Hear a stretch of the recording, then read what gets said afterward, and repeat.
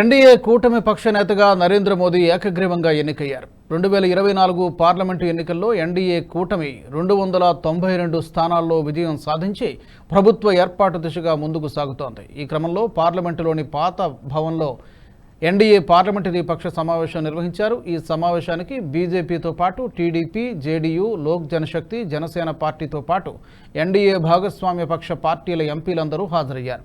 ఈ సమావేశంలో ఎన్డీఏ పక్ష నేతగా నరేంద్ర మోదీ పేరును రాజ్నాథ్ సింగ్ ప్రతిపాదించారు.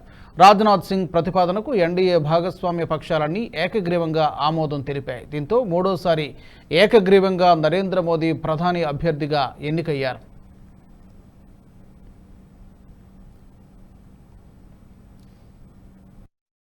वंदे वंदे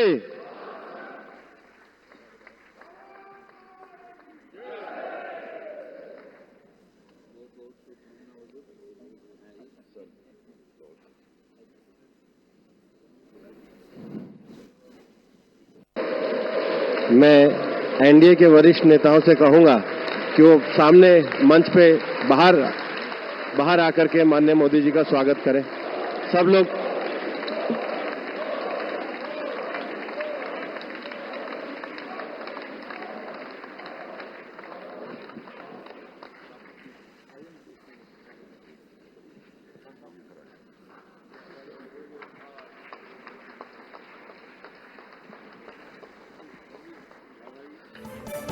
भारत माता की, भारत माता की, भारत माता की,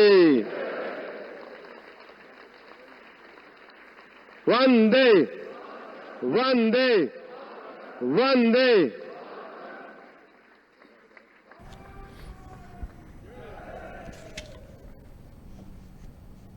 ఈ వీడియో మీకు నచ్చినట్టయితే లైక్ చేయండి, 10 మందికి షేర్ చేయండి. అలాగే కామెంట్ల రూపంలో మీ అభిప్రాయాలను మాతో పంచుకోండి. Nationalist hub group of channels ను సబ్స్క్రైబ్ చేసుకుని తెలుగునాట జాతీయవాద జర్నలిజాన్ని ప్రోత్సహించండి. ఈ వీడియో కింద ఉన్న బెల్ ఐకాన్ పై క్లిక్ చేయడం మర్చిపోవద్దు.